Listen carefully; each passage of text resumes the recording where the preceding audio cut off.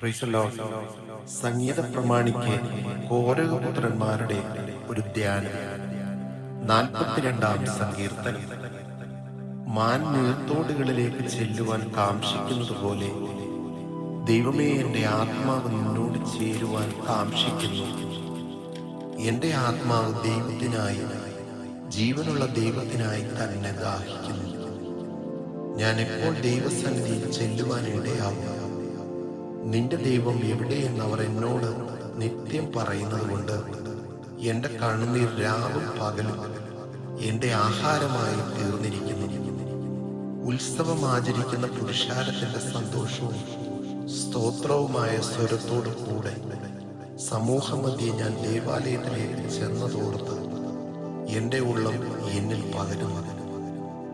എൻ്റെ ആത്മാവെ, നീ വിഷാദിച്ച് ഉള്ളിൽ ഞരങ്ങുന്നതെന്ത്? ദൈവത്തിൽ പ്രത്യാശ വയ്ക്കുക. അവൻ എൻ്റെ മുഖപ്രകാശകരക്ഷയും എൻ്റെ ദൈവവുമാകുന്നു. എന്നിങ്ങനെ ഞാൻ ഇനിയും അവനെ സ്തുതിക്കും. എൻ്റെ ദൈവമേ, എൻ്റെ ആത്മാവ് എന്നിൽ വിഷാദിച്ചിരിക്കുന്നു.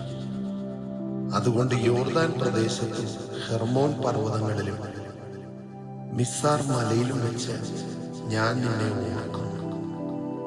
നിന്റെ നീർച്ചാട്ടങ്ങളുടെ ഇരച്ചിലാൽ ആഴി ആഴിയെ വിളിക്കുന്നു.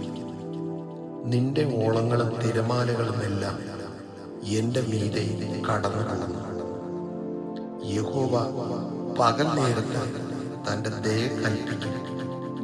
രാത്രി സമയത്ത് ഞാൻ അവന് പാട്ടുപാടിക്കൊണ്ടിരിക്കും. എൻ്റെ ജീവന്റെ ദൈവത്തോടുള്ള പ്രാർത്ഥന തന്നെ. നീ എന്നെ മറന്നതെന്ത്? ശത്രുവിൻ്റെ ഉപദ്രവം ഹേതുവായി ഞാൻ ദുഃഖിച്ച് നടക്കേണ്ടി വന്നതുമെന്ത് എന്ന് ഞാൻ എൻ്റെ പാറയായ ദൈവത്തോട് പറയും.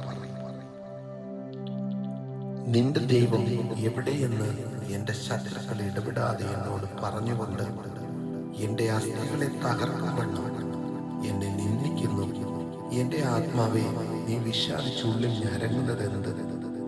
ദൈവത്തിൽ പ്രത്യാശ വയ്ക്കുക. അവൻ എൻ്റെ മുഖപ്രകാശകരക്ഷയും എൻ്റെ ദൈവവുമാകുന്നു. എന്നിങ്ങനെ ഞാൻ ഇനിയും അവനെ സ്തുതിക്കും. ആമേൻ.